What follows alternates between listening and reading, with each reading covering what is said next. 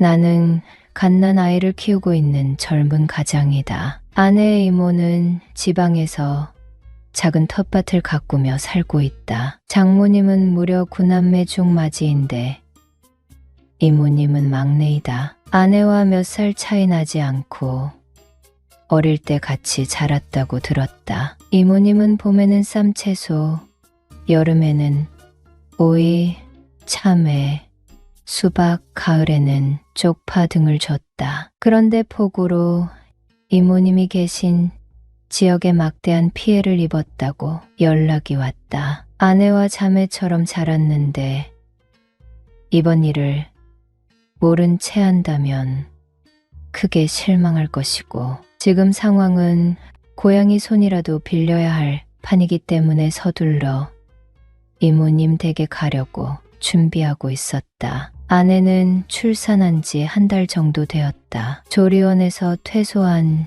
지 얼마 되지 않았다. 이모 집에 달려가 일해주고 싶은데 신생아인 어린 딸을 돌봐야 해서 같이 가지 못해 아쉬워했다. 나는 편한 옷을 입고 이모님 댁으로 향했다. 이모님의 집은 우리 집에서 1시간 반 정도 걸리는 곳이고 새로 지은 아파트다. 이모부는 안정적인 사업을 하고 계신데 아파트의 텃밭을 분양받아 작게 농사를 시작했다. 밭을 갈고 거름을 섞어주고 씨앗을 뿌려 채소를 키워 먹더니 농사에 재미를 붙이기 시작했다. 채소를 많이 수확해서 장모님께 갖다 드렸고 장모님은 우리에게 채소를 나눠주셨다. 이모님은 농사에 재미를 붙이기 시작하더니 몇 년간 땅을 알아보러 다녔다. 그 결과 집에서 차로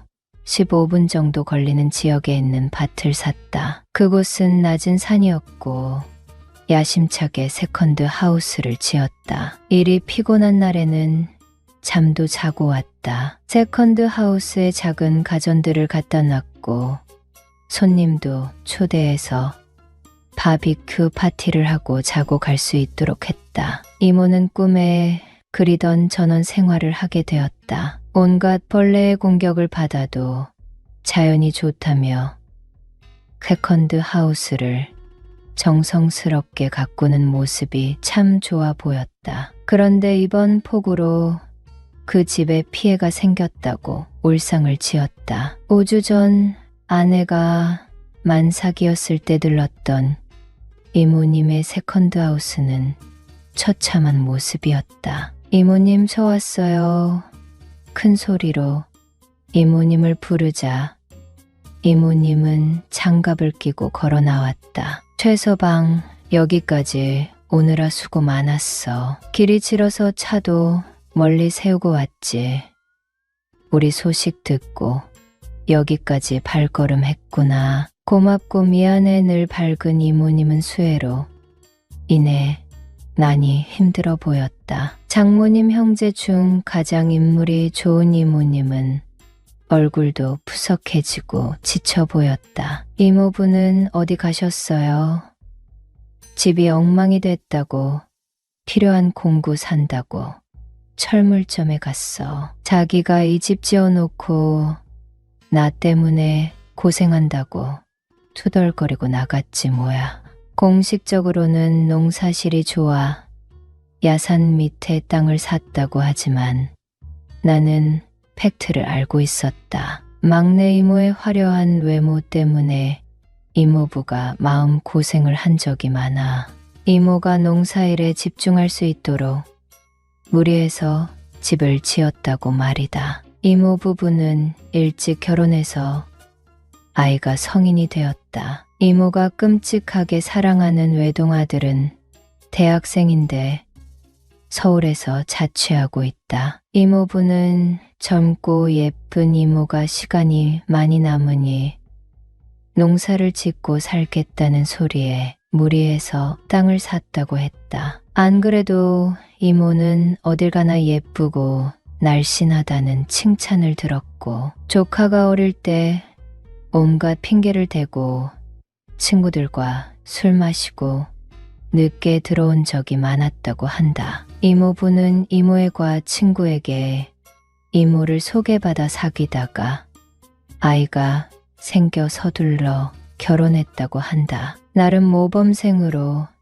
자란 이모가 대학생이 되자 공부는 뒷전이고 음주 문화에 눈을 떴다고 한다. 이모부와 교제할 때도 매일같이 술을 마셨다고 한다. 그러다가 몇 달 만에 아이가 생겨 학업도 마치지 못한 채 살고 있는데 이모가 외출하면 전화도 받지 않고 새벽에야 들어오니 이모부는 늘 촉을 세우고 있었다고 한다. 젊은 애기 엄마가 예쁘기까지 한데 술자리에서 아내와 합석하자는 남자가 있으면 어쩌나 하고 조바심 내는 것은 당연한 일이다. 이모는 자기 친구들은 대학 졸업하고 직장까지 잡았는데 자기는 한참 나이에 아이 키우고 있으니 육아 스트레스 좀 날려버리고 싶다고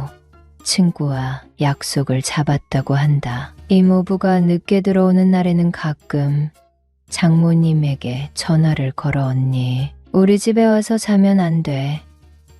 나 오늘 너무 답답해서 친구들이랑 좀 놀고 올게 하고 부탁한 적도 있었다고 한다. 이모의 역마살은 조카의 시험 기간에도 이어졌다고 한다. 조카가 알아서 공부를 잘하지만 보통 엄마들은 아이의 공부를 봐주거나 집중할 수 있는 분위기를 조성해 주는데 굳이 약속을 잡아 나갔다고 한다. 그런데도 신기하게 조카는 좋은 대학에 입학했으니 이모는 복이 많은 여자다. 이모부는 예쁜 아내에게 남자라도 생겼을까 봐 촉을 세우기 시작했으나 별다른 이상한 점은 찾아내지 못했다고 한다. 그런데 술 마시러 나가면 새벽에 들어오던 이모가 바치를 좋아하니 이번 기회에 좋아하는 채소나 가꾸며 지내라고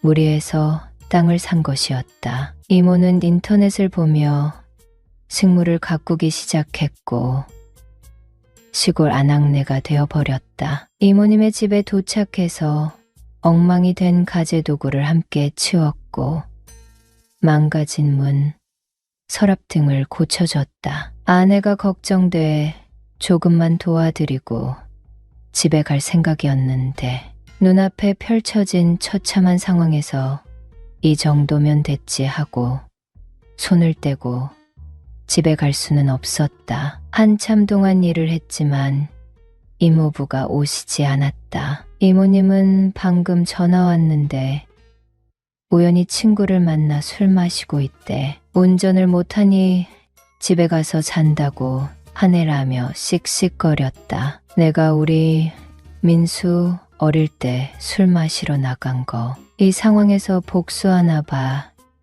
라며 피곤한 얼굴로 말하는데 이모가 참 안 돼 보였다. 정리를 하다 보니 저녁 7시가 되었고 무척 어두워졌다. 여러분은 썰이모의 영상을 재미있게 듣고 계십니다. 집에 가고 싶지만 이모님이 걸려갈 수가 없었다. 아내에게 오늘 집에 가려고 했는데 일도 다 못했고 이모님이 걸려서 발걸음이 떨어지지 않네. 방도 엉망이야. 나 내일 갈게 하고 전화를 걸었다. 아내는 이모님을 돕는다는 말에 무척 고마워했다. 이모님은 세컨드 하우스에서 혼자 잘 생각에 막막했는데 함께 있어 준다니 고맙다며 내 손을 잡았다. 이모 집에는 방이 3개가 있다. 그런데 이번 물난리로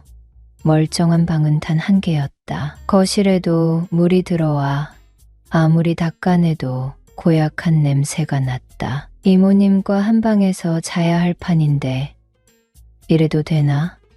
하는 생각에 아무 말도 하지 못하고 있었다. 이모는 오늘 도와줘서 고맙네. 나 먼저 씻고 올게 하고 욕실에 들어갔다. 그런데 물소리에 정신은 더 또렷해졌다. 이모님은 서둘러 씻고 나왔고 나도 개운하게 샤워를 마치고 방에 들어왔다. 이모는 냉장고에서 술을 가져왔다. 이모님은 괜히 산 밑에 집을 지었다고 너무 무지했다며 후회한다고 했다. 내가 성격이 괄괄하다고 내 남편의 뜻을 모르는 줄 알아?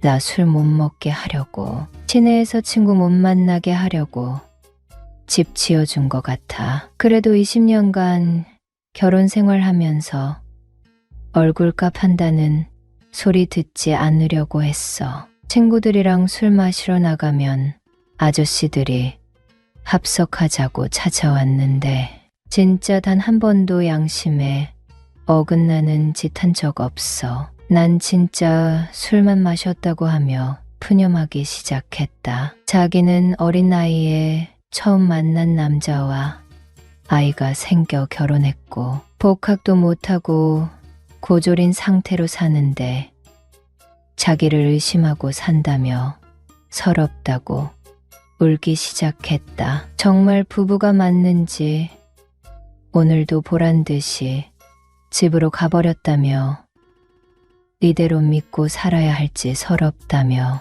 울분을 토했다. 이모는 술을 마시며 그동안 결혼 생활하면서 서러웠던 묵은 감정을 토해냈다. 조카 사위에게 이런 말 하는 건 자기 얼굴에 침 뱉는 것이라는 것을 잘 알지만 너무 힘들다고 하소연했다. 나는 말없이 이모의 말을 들어주었다. 이모는 잠이 오는지 자리에 누워 눈을 감았고 나도 피로감이 몰려와 옆에 누웠다. 얇은 인견 이불을 덮고 잠을 청하는데 몸은 피곤했지만 의식은 더 또렷해졌다. 빨리 잠이 왔으면 좋겠는데 그렇지 않았다. 이모는 잠 안 오지.